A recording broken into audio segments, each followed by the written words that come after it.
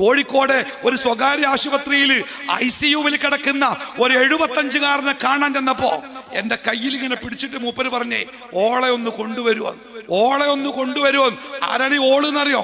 അയാളെ ഭാര്യ 10 കൊല്ലായി കിടപ്പില, അനങ്ങൂല, ഒരൊറ്റ കിടപ്പില.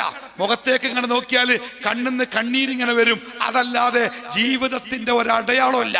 ആ ഒരൊറ്റ കിടപ്പ, കയ്യോ കാലോ ഒന്നും അനങ്ങൂല. 10 കൊല്ലായി.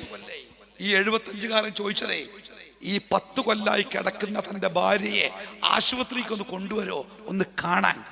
ഞാൻ അയാളോട് പറഞ്ഞു, ബുദ്ധിമുട്ടല്ലേ, എങ്ങനെയാ കൊണ്ടുവരിക? വണ്ടി കയറ്റാൻ തന്നെ പ്രയാസം, കുറെ ദൂരം ഓടണ്ടേ, ഇവിടെ ഡോക്ടറും നഴ്സുമാരൊക്കെ അല്ലേ, അത് പോരെ. എന്റെ കയ്യിലെ പിടി ഒന്നുകൂടി മുറുക്കിയിട്ട് അയാൾ പറഞ്ഞത്, അവളെ ഒന്ന് കണ്ടാൽ തീരാവുന്ന പ്രയാസമേ എനിക്കുള്ളൂ. അയാളുടെ കണ്ണുകൾ നിറഞ്ഞിരുന്നു.